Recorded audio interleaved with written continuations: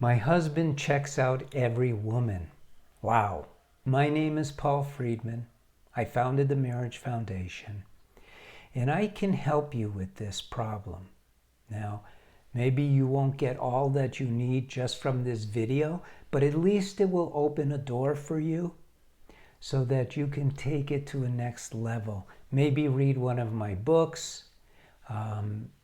I don't think where you are with your husband is to where your marriage is sliding towards divorce, but it's frustrating to watch your husband checking out other women. And you could say, from your point of view, it's very humiliating, very insulting. So I want you to step back. I want you to see it more objectively. Have an understanding. Pull up your compassion for a moment.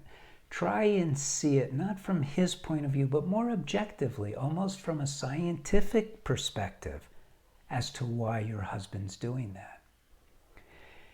And I'm not here to blame you, and I'm not here to condemn your husband. I'm here to show you a path you can get on that will change this dynamic in your marriage, because it's not cool. I mean, why did you get married in the first place? You didn't get married to have your husband looking at other women. You got married because you were adored. You felt that you were adored by your husband and you would be the only one in his life. And in fact, he promised you that that would be the case. You promised him certain things also, which are not the case either. And although we tend to put values, different values, on different, I'll call them symptoms, all these symptoms point to the same thing, which is a lack of understanding of your marriage.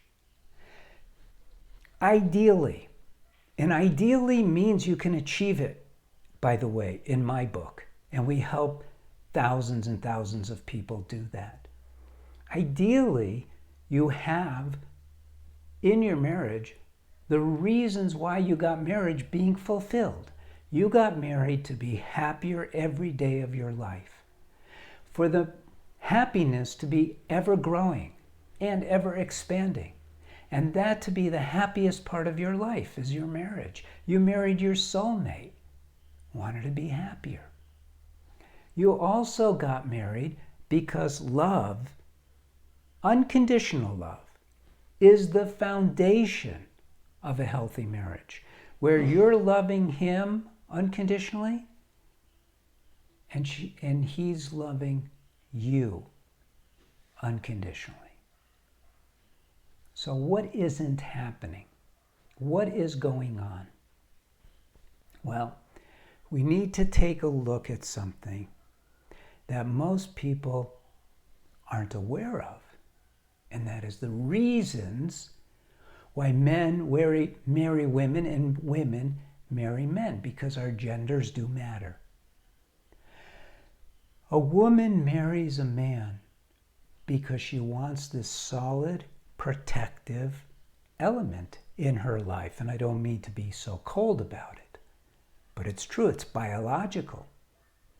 The woman is endowed with the ability to raise children, to nurture them, to have them, which puts her at a disadvantage, biologically speaking, puts her at a disadvantage in a cruel, hard world. She's looking for a protector, right? You wanted someone who to love and protect you. That's why you married a man. Now, a man isn't looking for that, right? He's not looking for a protector. So this is purely a gender-wise, a female reason. Now, a male reason, men are not tied to their heart. You're tied to your heart because of your biology. It ties you to your heart so you could be the one to take care of these children. Men don't want children the same way women do. Men are not compelled to procreate in order to hold a child. Man is there to protect you, but he wants something that he doesn't get as easily as you get. And that's this connection of love, this unconditional love, that the last time he had it was from his mother. That unconditional love is something that you're supposed to be giving him. He married you because you were so nice to him, so loving to him, so forgiving, so compassionate. Are you still? Are you still the same woman that he fell in love with? Probably not. Do you know how I know that? Probably not. Because if you were fulfilling that part of his life, an unconditional love, you can't take this lightly. You can't say, well, I love him, but I'm not sure. It has to be there. You promised it. And it needs to be there for him. If it is there for him, let's change that. When you learn how to love him unconditionally, he will be petrified about looking at another woman because he doesn't want to hurt you. That's how it should be. That should be the dynamic. Not that he's afraid to hurt you, but he's afraid to hurt you because it may interfere with your love for him. That's what he wants. That's what he desires. And it's subconscious, but it's powerful.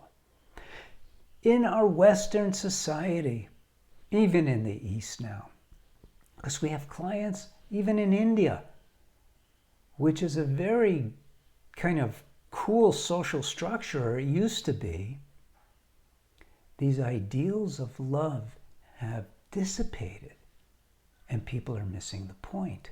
We pretend that it's not cool anymore to talk about gender, to talk about the roles of men and the roles of women. And that's because in talking about them, the people who have talked about them have abused them and turned them into thou shouts. Oh, if you're a woman, you should serve your husband and be subservient. Nonsense. I'm not talking about subservience.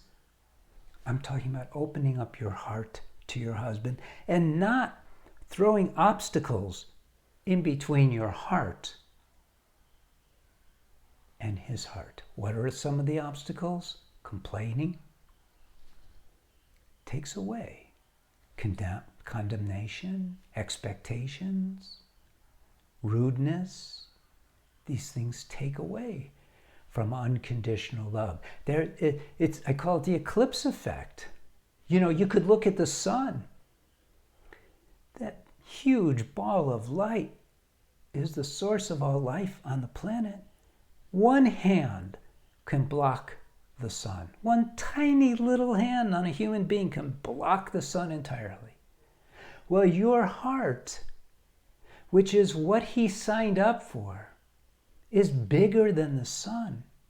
One complaint, one mean word can obscure that.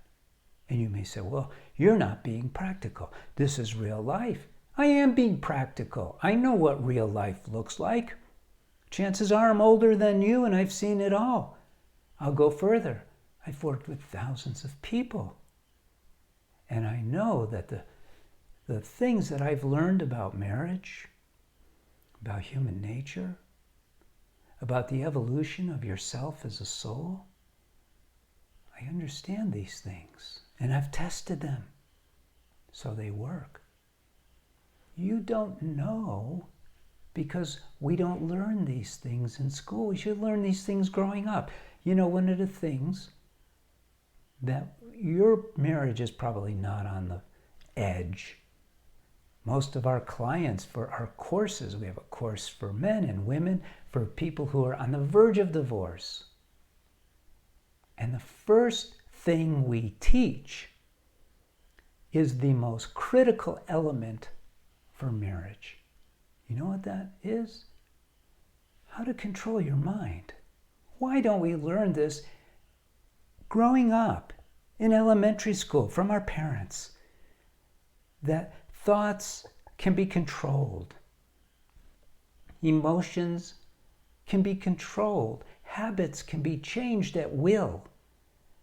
Instead, we hear that how hard it is to break a habit. It isn't that hard when you know what you're doing.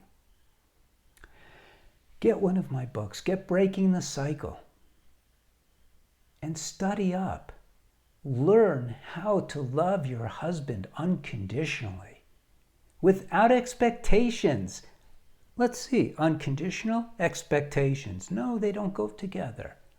Learn to love your husband unconditionally and watch him turn around.